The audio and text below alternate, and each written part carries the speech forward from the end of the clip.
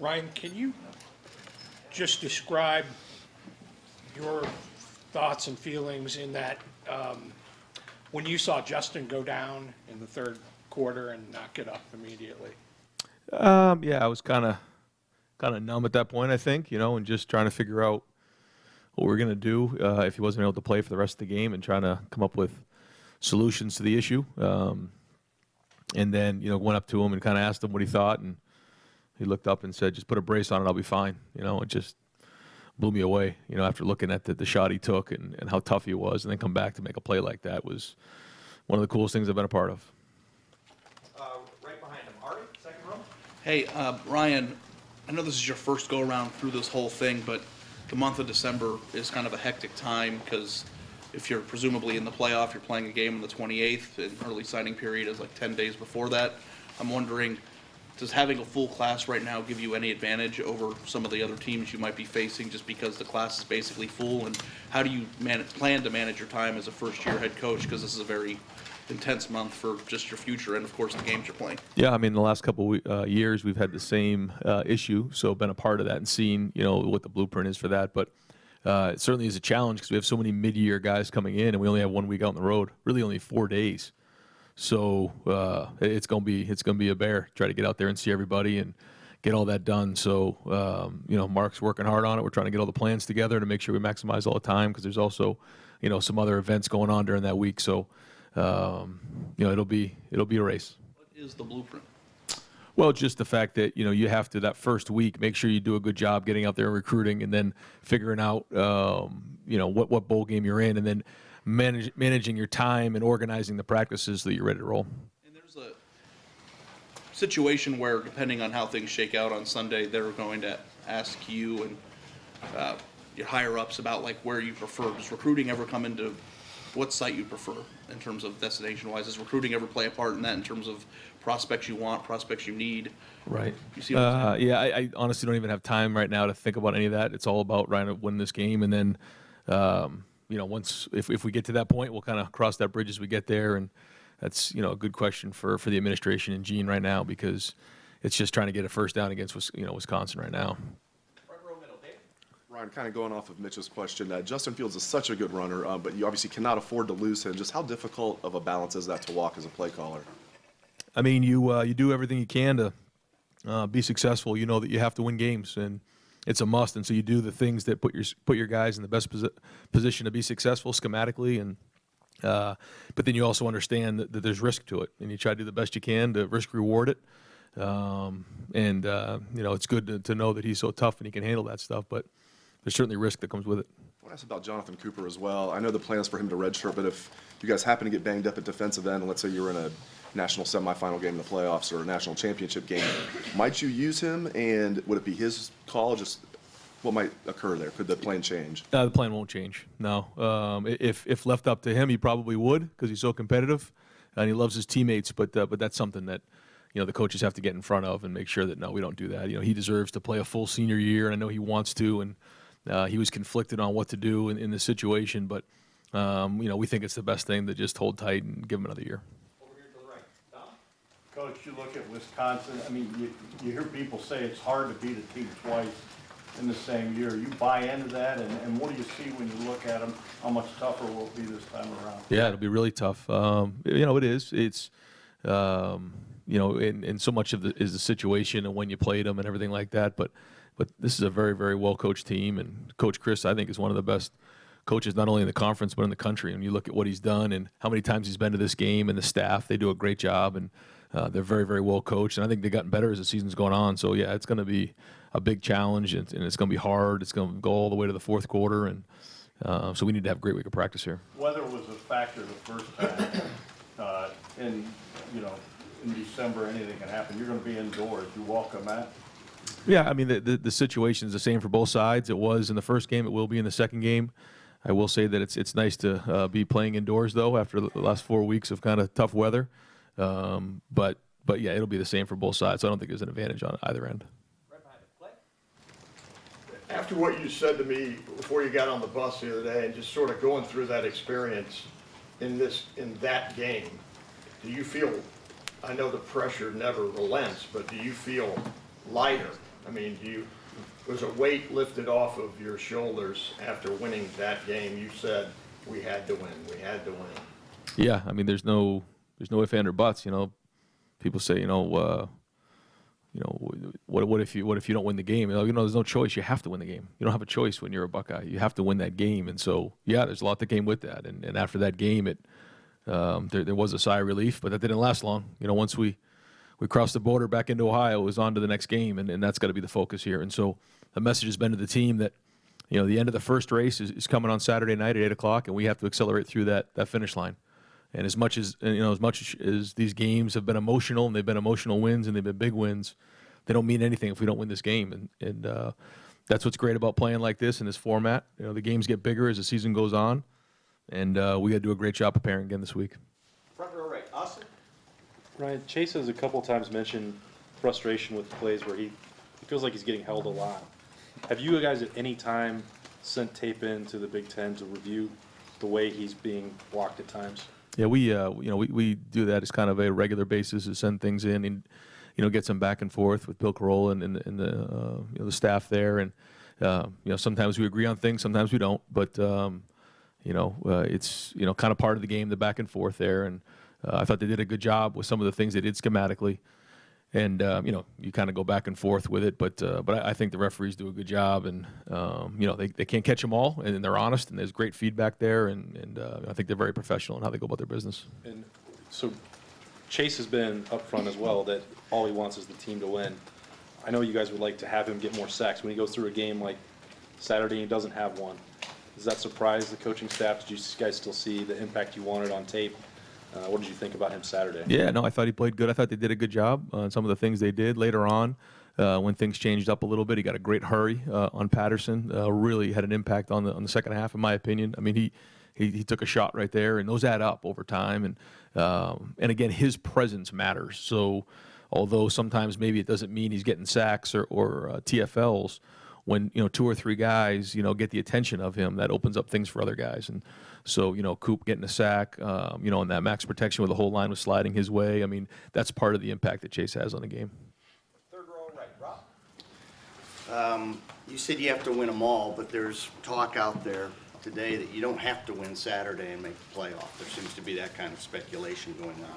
Your response to that, and then secondly, I think you've said this before, some variation of this. Are you a big believer in conference champs should make it or not? Or is that in an expanded playoff or with 4? Yeah, I mean, all I know is we have to go win this game, for a lot of reasons. And the Big Ten championship game is one of our goals, year in and year out.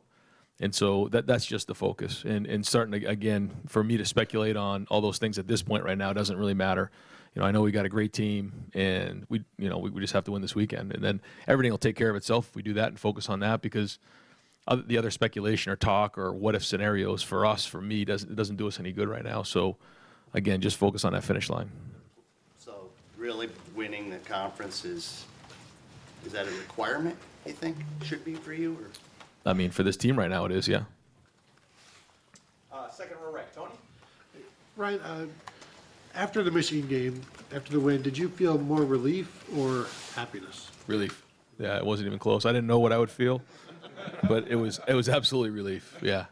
To say that I didn't internalize a lot of emotions that week and leading up to that game would not be accurate.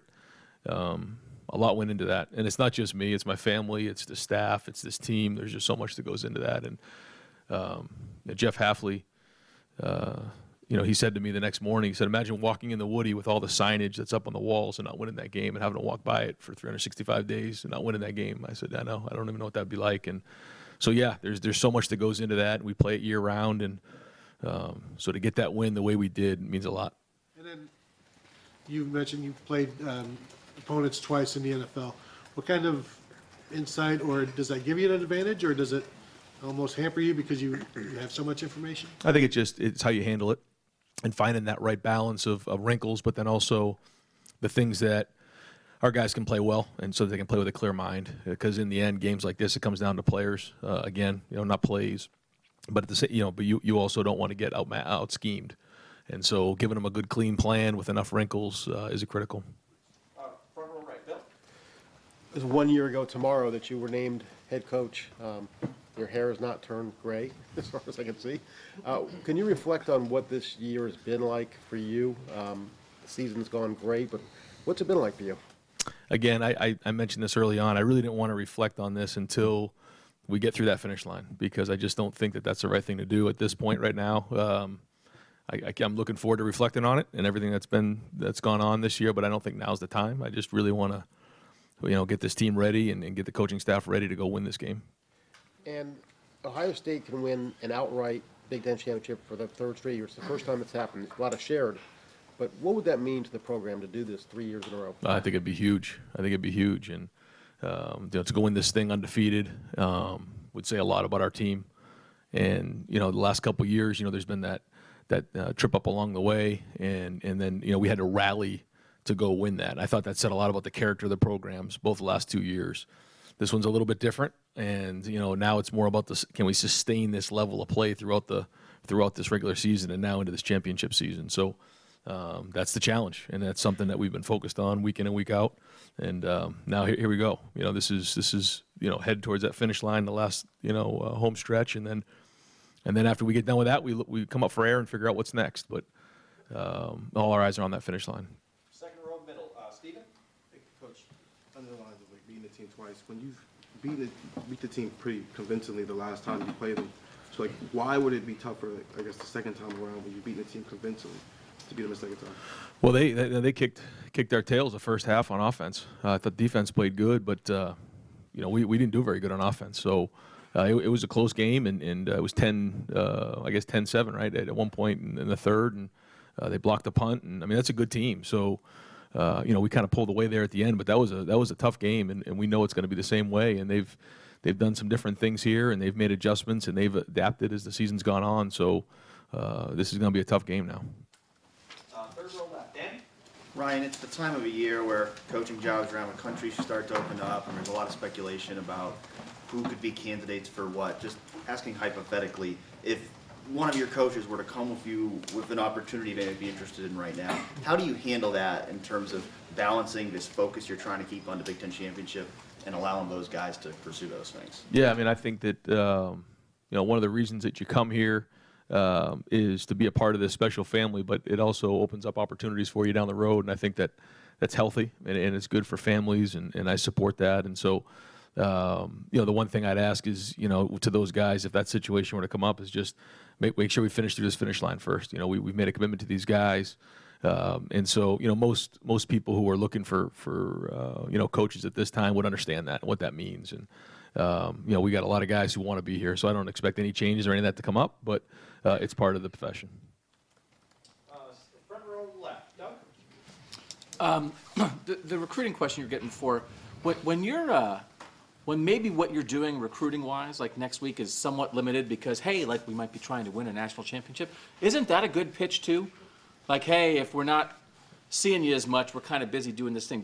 How much does winning sell in recruiting? No, I think it's huge. Because this week everybody's on the road, we're not, and even talking to recruits this week and last night, I said, I apologize, we're not going to be able to see you this week, and almost everyone to a person said, no, it's a good problem to have, Coach. We're glad you're playing in that championship game. We get it, and that's why you put so much work into recruiting leading up to this point. We recruit these kids so early on that the relationships are there, and then we'll do everything we can next week to get out there and hustle around and see these guys. But yeah, certainly being in this spot is huge credibility in recruiting.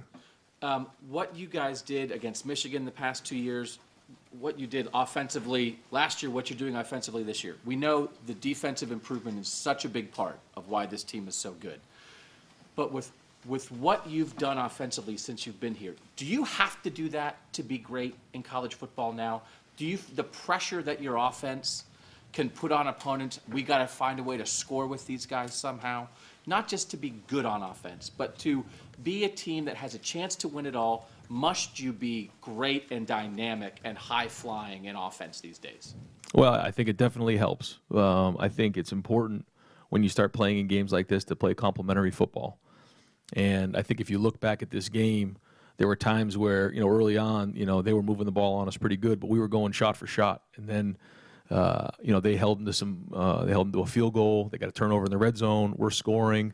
And then and then we go up a couple scores, they have to start throwing it more, and now it's advantage us. And there wasn't the 50-50 mix. And I think when you play complementary football like that, it really helps. If you're dominant on one side of the ball, you set yourself up, for getting beat if you're not on both sides of the ball. But, if you want to, make a run at this thing, like you said, you have to be great. And that's the focus. So it's only good if you continue to do it week in and week out. So you come out and lay an egg, then you put yourself at risk.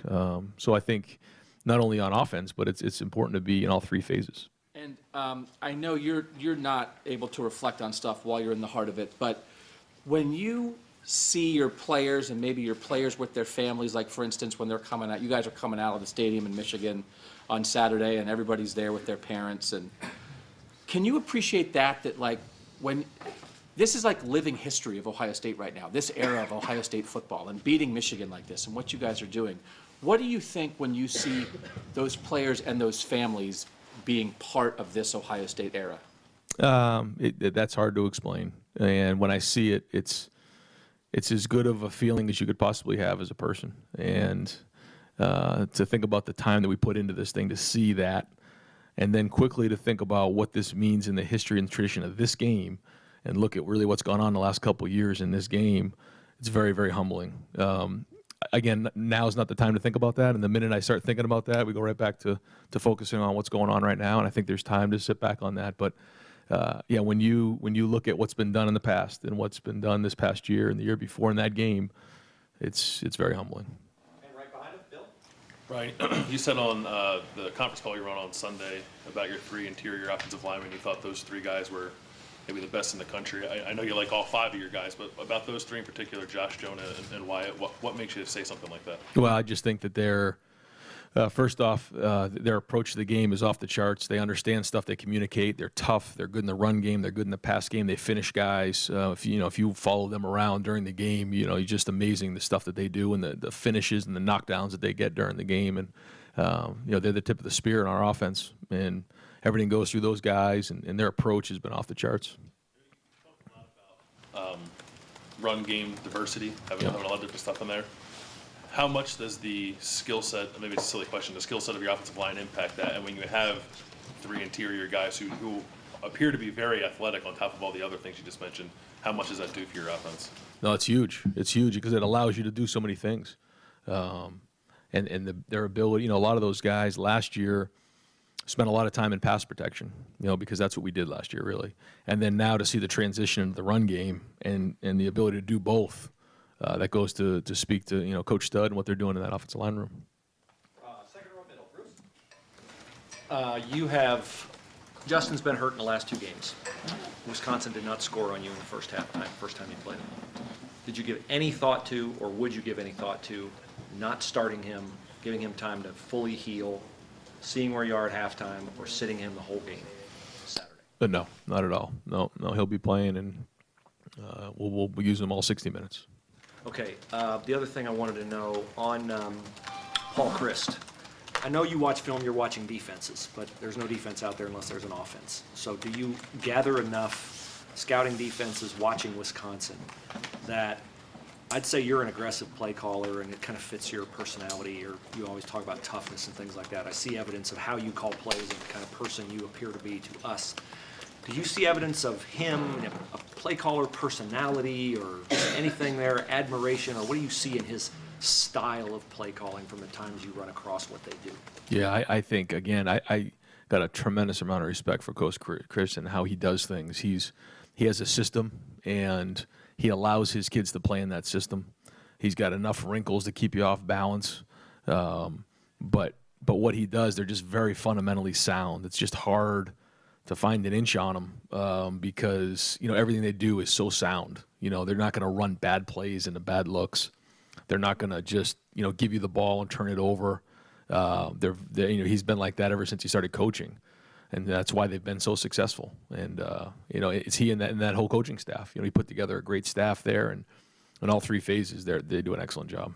Last thing here, in recent weeks, you've mentioned one time in here, and then Sunday on your conference call, you mentioned where you guys were picked preseason, and it kind of frosted you where you were picked. I wonder why, or is it a purposeful mentioning of that at this point in time that you feel like there's a usefulness in it from a motivational standpoint? Like maybe it's just it ticked you off, people didn't have faith in you, or why is it that you seem to be emphasizing that more now? Well, I think the only thing that catches me sometimes is that, you know, early in the preseason and coming into the season, you know, they didn't think much of us. And then, you know, we do what we're doing now, and, you know, a lot of people don't give these kids enough credit, in my opinion. And a lot of people just say, well, they're just very talented. Well, if we're that talented, then why don't you pick us that way early in the season? You know, these kids deserve, in my opinion, a lot of credit for what they've done this season.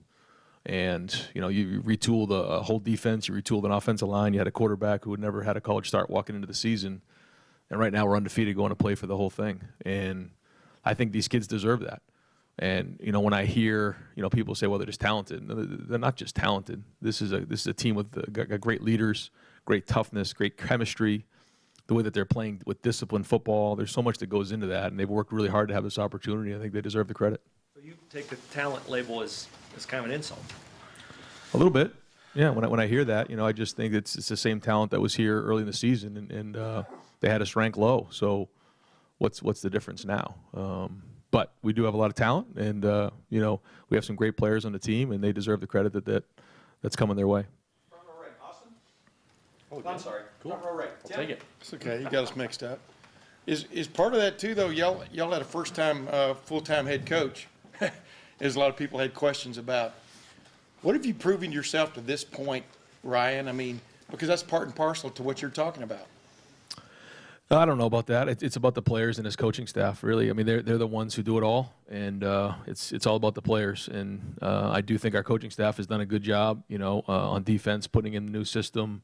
We've had some new pieces to this thing, and you know, I think the offensive staff has done a good job adapting to a new group and taking on a new identity. I think Matt Barnes has done an excellent job in special teams, and but most importantly, it's the leaders, because any great team I've been on, it's player driven. And so, you know, whether it's the seniors or guys who have been in the program for 3 and 4 years, their approach and maturity day in and day out has been the difference. You know, two other quickies. You were talking about that feeling of relief on Saturday when that game was done and watching the players and their joy. When did it snap into you that there's another huge game to play here now? And are you kind of feeling taking your feelings the way you've adjusted and trying to portray that to the players? Because, you know, y'all are kind of part and parcel to the whole thing. Well, that happened when we looked coming off the bye week. You know, we said we had the Maryland and Rutgers game, and then we knew we had this run right here, and so we talked about it coming off of that bye week. And when we took that picture, we said, you know, if you beat Penn State, you're going to go play for the Big Ten championship, and then there's a rivalry game. And so I think they have a bigger picture of that and perspective of what's going on, and they knew it was going to be 3 tough, emotional, hard games in a row, and so we're in it. So they knew what to expect, but now that we're in it, it's just the focus on the game right now, and so I think they've had some awareness of it, and we'll have a good week of practice. Yeah, you know, Archie Griffin was on my podcast this week, but he talked about the focus of this team from week to week. I'm not promoting that, but I'm just saying. The focus of this team from week to week has been remarkable. How has it been to you from your vantage point? When did you become aware that this team could do that? I think it was gradually over time. I think you know, that trip to Nebraska was a big challenge for us, just going on the road and kind of seeing where we're at, and then we kind of hit adversity in the Wisconsin game the first time, and then we started to build, and you know, the Michigan State game wasn't perfect, but we kind of worked through that, and then, you know, the Penn State game was really the big first hard spot we were in, where we lost the momentum, we had to get it back, top 10, you know, win there, and then I think, you know, going into the rivalry game, you know, playing the way we did, it's just kind of been a gradual. I can't say it's been one moment, but as time's gone on, I think we felt more and more confident in who we are. 6th row right, Jeremy? Ryan, obviously what Ari said earlier makes sense, having the class almost full with relatively stress-free for the next 2 weeks in your group, but with all the coaching changes happening around the country, is there any sense of, in the future, like maybe saying, hey, maybe let's save a few spots towards the end just in case there's guys that maybe re-pop or reopen up on the trail? Like, how do you handle that moving forward? No, I don't think it changes anything. You know, I think we rank our guys the best we can, and then we find out who want to be Buckeyes too. That's a huge part of this thing. And so even if we have somebody maybe ranked a little higher than another person, if one of them wants to be a Buckeye and wants to play in that rivalry game, wants to play in the horseshoe, that matters to us. So we take all those things into consideration, and we try to be as aggressive as we can on the recruiting trail. There are times where we leave spots open just in case to see what happens, to your point. But we were kind of hot this year, and a lot of guys were jumping on board, and we felt great with the guys that we have. How much has the transfer portal and all that stuff changed that approach? I mean, is there a sense of, in the future, leaving 1 or 2 extra spots maybe than you want to? It has changed things for sure, and there's definitely wiggle room in there, and you have to try to forecast the best you can. I know that's a tough thing, but it's just the way it is nowadays, and we certainly don't want to see anybody leave. And I think we've built a culture here where nobody would want to leave, but we always have to forecast. Yeah. Got time for just a few more questions. Front row, middle. Joey? Ryan, your guys' Twitter account this morning had like a graphic with JK, Chase, Justin, like a Heisman Trophy promotional thing. In the old days, they used to run these elaborate Heisman campaigns. Like Orlando Pace had the pancake sack here. As a head coach, what's your view on just how to promote guys for award? What's appropriate? How much do you push guys for awards, Heisman campaigns, that sort of thing? Well, I think this year's been unique for a lot of reasons, and I think when you're at Ohio State and you're at such a high-profile place, it kind of speaks for itself. I don't think you have to go out there and do a lot of campaigning when you're playing in a rivalry game with tens of millions of people watching. You get the chance to have an unbelievable platform here. But I think the thing for these guys is, because of the way the season's played out, maybe they haven't had as many reps or opportunities as some of the other guys in the country, but their efficiency when they've been on the field, to me, has been the best in the country. I think Joe and Jalen Hurts and those guys have had unbelievable years. I'm not taking away anything they're done, because those guys are playing tremendously. But I just think when you think of JK, Justin, and Chase and all their own moments, have had Heisman moments, and they deserve to go to New York. Far left, Matt? In addition, like Tim was asking about the emotional toll these last 3 weeks, physically too. Justin's gotten banged up, secondary and stuff like that. How do you balance preparing for this game and getting the work done you need to versus making sure everybody is as fresh as they can be and healthy? How do you manage it in practice this week to have them ready for Saturday? I think when you're going into this point of the season, you're into December, you got a good idea where guys are at. So I think they have to learn to practice and be smart and limit reps and do a good job mentally in a week like this, because I think being fresh is critical. So the maturity of our team has to show up in a week like this, and you have to be smart. You can't, like you said, you can't just treat it like it was week 3 of the season where you're an inside drill just banging the heck out of each other at this point of the year. So it's a lot more mental, and I think that's important to be fresh. And how much do you value, I mean, you're playing for a championship this way. It's the first thing you can actually win this year. I know there's much bigger goals. The value of a conference championship to you and to this program. Oh, yeah. Yeah, huge. I mean, to win this conference is a huge deal, and I know it's been done before, but we don't take any of that stuff for granted for a second. I mean, there's great teams, great coaches, and it's really hard to do. And so that's one of our goals. I mean, the first goal, as we all know, is to win the rivalry game, but this is a huge goal of ours as well.